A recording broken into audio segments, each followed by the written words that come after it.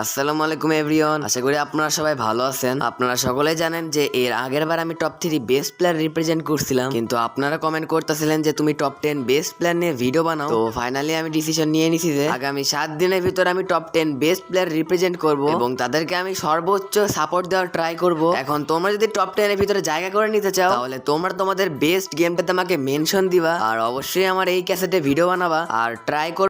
তো দেখো তো রেডেক্স ভাই আমাকে টপ 10 লিস্টের মধ্যে নেওয়া যায় কি নাকি।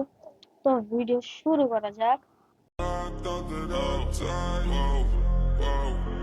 I cannot breathe through toxic skies. You pollute me with your lies. Thought I'd die along with my sense of time, and I'm not alright. Feel trapped in my mind. I can't escape even if I try to.